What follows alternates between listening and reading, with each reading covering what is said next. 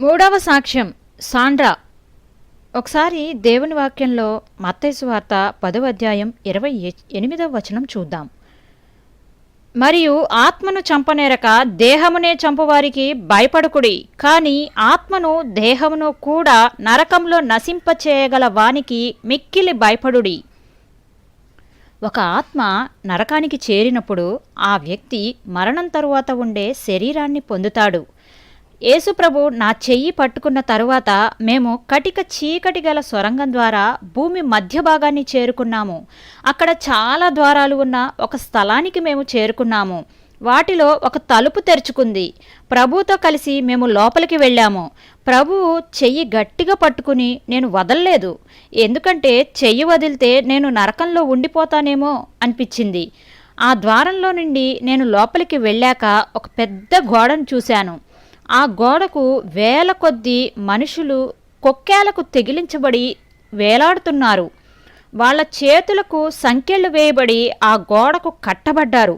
ఎక్కడ పడితే అక్కడ మనుషులు మంటల్లో నిలబడి ఉన్నారు. మేము ఒక మంట దగ్గరకు వెళ్ళినప్పుడు ఆ మంట నెమ్మదిగా తగ్గింది. ఆ మంట మధ్యలో ఒక వ్యక్తి ఉన్నాడు.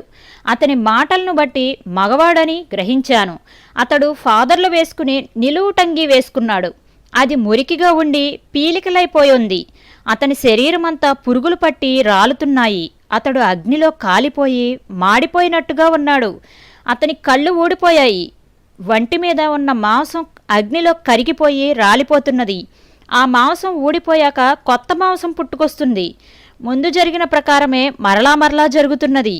ఆ వ్యక్తి యేసుప్రభువును చూడగానే, ప్రభువా నన్ను కనికరించు, ఒక్క నిమిషమైనా ఈ స్థలంలో నుండి బయటకు తీయి అని ఏడుస్తున్నాడు.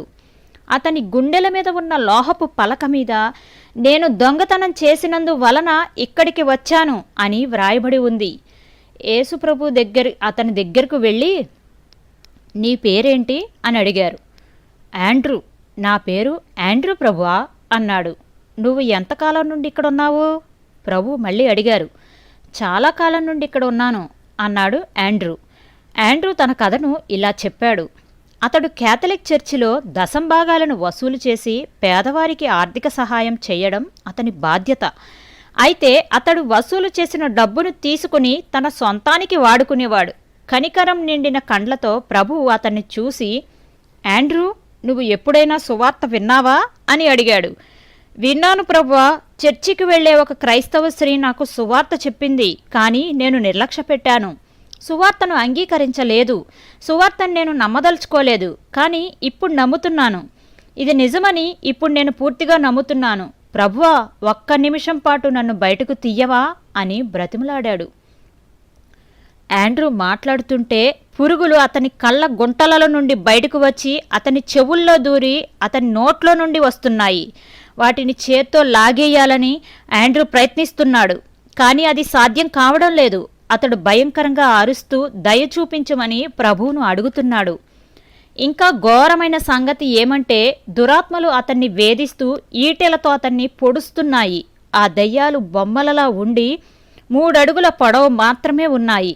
వాటి పళ్ళు చాలా పదునుగా ఉన్నాయి. వాటి నోట్లో నుండి రక్తం కారుతూ ఉంది. వాటి కళ్ళు రక్తవర్ణంలో ఉన్నాయి. వాటి బలమంతా ఉపయోగించి ఆండ్రూను, ఆ స్థలంలో ఉన్న ఇతరులను అవి పొడుస్తున్నాయి. నేను వాటిని గమనిస్తూ, ప్రభువా, అచ్చం షాపుల్లో ఉండే బొమ్మల్లాగా ఇవి ఉన్నాయేంటి అని అడిగాను. అవి బాధపరిచే ఆత్మలు. మేము ముందుకు వెళుతూ వేల కొద్ది ఆత్మలు ఆ స్థలంలో బాధించబడ్డం చూశాము. వాళ్ళు ప్రభువును చూడగానే ఎండిపోయిన తమ చేతులతో ఆయనను ముట్టుకోవాలని ప్రయత్నిస్తున్నారు. ఒక స్త్రీ యేసుప్రభువుని చూడగానే అరవడం గమనించాను. ఈ స్థలంలో నుండి బయటకు రప్పించు అంటూ భరించలేని బాధతో తన చేతులను ప్రభు వైపు చూపింది. ఒక్క క్షణం తన్ను బయటకు రప్పించమని పదే బతిమాలుతుంది. ఆమె పూర్తి నగ్నంగా ఉండి బురదతో ఒళ్లంతా కప్పబడి ఉంది. ఆమె జుట్టు మురికిగా ఉండి ఆమె ఒళ్లంతా పురుగులు పాకుతున్నాయి. తన చేతితో ఆమె ఆ పురుగులను లాగిపారేయడానికి ప్రయత్నిస్తున్నది. అలా ఆమె కొన్న పురుగులను పారేయగానే కుప్పల కొద్ది పురుగులు మళ్ళీ పుట్టుకొస్తున్నాయి. ఆ పురుగులు 6 నుండి 8 అడుగుల పొడవున్నాయి. దేవుని వాక్యం ఇలా సెలవిస్తున్నది, నరకమున వారి పురుగు చావదు, అగ్ని ఆరదు. మార్కు సువార్త 9వ అధ్యాయం 48వ వచనం. ఆ స్త్రీని చూస్తూ ఆమె అరుపులను వినడం చాలా బాధాకరంగా ఉంది. ఆ పురుగులు విరామం లేకుండా ఆమె శరీరాన్ని తినేస్తున్నాయి. మంటల్లో కాలిపోని లోహపు పలక ఆమె గుండెల మీద ఉండి, జారత్వం చేసినందున ఇక్కడికి వచ్చాను అని దాని మీద వ్రాయబడి ఉంది.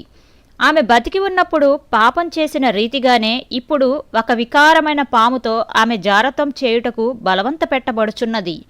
ఆ పాము వంటి నిండా దాదాపు 6 అంగుళాల పొడవున్న పదునైన ముళ్ళు ఉన్నాయి. ఆ పాము ఆమె కింది అవయవంలో ప్రవేశించి గొంతు వరకు వచ్చింది. ఆ పాము ఆమె లోపలికి వెళ్ళినప్పుడల్లా ఆమె భరించలేని బాధతో కేకలు వేస్తున్నది. ఆమె మరింత తీవ్రంగా ప్రభువును బతిమాలుతున్నది.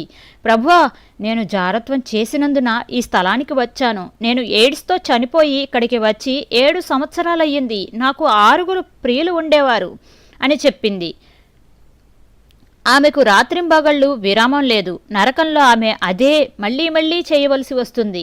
ఆ పాము ఆమెలో ప్రవేశించిన ప్రతిసారి భరించలేని బాధ కలుగుతుంది. ఆమె తన చేతులను ప్రభు తట్టు చాపడానికి ప్రయత్నించింది. కానీ ప్రభు ఆమెతో, బ్లాంకా, నీ సమయం మించిపోయింది. పురుగులు నీ కింద ఉండును, కీటకములు నిన్ను కప్పును. యెషయా 14:11 అన్నారు. ప్రభు ఆ మాటలు చెప్పగానే అగ్ని దుప్పటిలా ఆమెను కప్పివేసింది. మేము ఆమెను మళ్లీ చూడలేదు. మేము అలా నడుస్తూ వేల కొద్ది ఆత్మలను చూస్తున్నాము. వారిలో యవనస్తులు, పెద్దవారు, వృద్ధులు ఉన్నారు. అందరూ నరకయాతనలు అనుభవిస్తూనే ఉన్నారు. మేము అగ్నితో నిండిన ఈత కొలను వంటి స్థలానికి వచ్చాము. వేల కొద్ది స్త్రీలు, పురుషులు దానిలో ఉన్నారు. నేను దశంభాగాలు అర్పణలు ఇవ్వనందున ఈ స్థలానికి వచ్చాను అనే లోహపు పలక వారిలో ప్రతి ఒక్కరి ఛాతీ మీద ఉన్నది. నేను అది చదివి, ప్రభువా, ఈ కారణం వలన కూడా మనుషులు ఇక్కడికి వస్తారా అని అడిగాను. అవును, నేను నా వాక్యంలో ఇది ఒక ఆజ్ఞగా చెప్పిన తరువాత కూడా ఈ మనుషులు దీనిని ముఖ్యమైన ఆజ్ఞగా భావించలేదు. మలాకి 3:8-9 ఇలా ఉంది, మానవుడు దేవుని యొద్ద దొంగిలినా? అయితే మీరు నా యొద్ద దొంగిలితిరి. దేని విషయంలో నీ యొద్ద దొంగిలితిమని మీరందరూ 10వ భాగమును ప్రతిష్టార్పణలను ఇయ్యక దొంగిలితిరి. ఈ జనులందరూ నా యొద్ద దొంగిలితూనే ఉన్నారు. మీరు శాపగ్రస్తులై ఉన్నారు. దేవుని ప్రజలు దశంభాగములను ఇవ్వకపోయినందువలన దేవుని పని ఆటంకపరచబడుచున్నది. సువార్త ప్రకటించబట్టలేదు. ఈ స్థలంలో ఉన్నవారు మిగిలిన వారి కంటే 1000 రెట్లు ఎక్కువగా బాధించబడుతున్నారు. ఎందుకంటే వారికి దేవుని వాక్యం తెలిసి కూడా విధేయత చూపించలేదు అని ప్రభు నాతో చెప్పారు. మేము ఇంకా ముందుకు నడుస్తూ ఉండగా ప్రభు ఒక వ్యక్తిని నాకు చూపించారు. అతని తల నుండి నడుము వరకు మాత్రమే నేను చూడగలిగాను. అతడు ఎలా చనిపోయాడో దర్శనంలో కనబడింది. అతని పేరు రొగేలియో. అతడు కారులో ఉండగా ఒక వ్యక్తి అతని దగ్గరకు వచ్చి సువార్త చెప్పి ఒక బైబిల్ ఇచ్చాడు. అయితే రొగేలియో అతన్ని పట్టించుకోకుండా వెళ్ళిపోయాడు. మరో కొద్ది నిమిషాల్లోనే తన కారు ప్రమాదానికి గురై చనిపోతాడని అతనికి తెలియదు. కొద్దిసేపట్లోనే అతని కారు ప్రమాదానికి గురయ్యింది. రొగేలియో పెద్ద బండరాయి మీద పడి వెంటనే చనిపోయాడు. అతనికి ప్రమాదం జరగగానే అతనికి ఇవ్వబడిన బైబిలు ప్రకటన 21:8 వద్ద తెరవబడింది. పిరికివారును, అవిశ్వాసులను, అసహ్యులను, నరహంతకులను, వ్యభిచారులను, మాంత్రికులను, విగ్రహారాధికులను, అబద్ధికులందరూ అగ్ని గంధకములలో మండు గుండములో పాలు పొందుదురు. ఇది 2వ మరణము. రొగేలియో ఈ వాక్యం చదివిన తరువాత చనిపోయి నరకానికి చేరుకున్నాడు. అతడు చనిపోయి 1 నెల మాత్రమే అయినందువలన అతని ముఖం మీద ఇంకా కొంత కండ మిగిలి ఉంది. అయితే అందరిలాగే అతడు కూడా బాధను అనుభవిస్తున్నాడు. తను ఎందుకు నరకానికి వచ్చాడో మొదట్లో అతనికి అర్థం కాలేదు. ఆ క్రైస్తవ సోదరుడు అతని కారు దగ్గరకొచ్చి సువార్త చెప్పినప్పుడు అదే అతని చివరి అవకాశమని అతడు గ్రహించలేకపోయాడు. ఈ రోజు నీ హృదయాన్ని ప్రభువుకిమ్మని నిన్ను ఆహ్వానిస్తున్నాను. రొగేలియే వలె చాలామందికి అవకాశం ఇచ్చి ఉండవచ్చు. వారు దానిని కానీ నిర్లక్ష్యపెట్టారు. యేసే మార్గము, సత్యము, జీవము. ఆయన ద్వారా మాత్రమే పరలోకంలో ప్రవేశించాలి. మనము ఆయన పరిశుద్ధ మార్గములలో నడవాలని ప్రభువు చెప్పుతున్నాడు. దేవుడు మిమ్మల్ని దీవించునుగాక. ఆమేన్.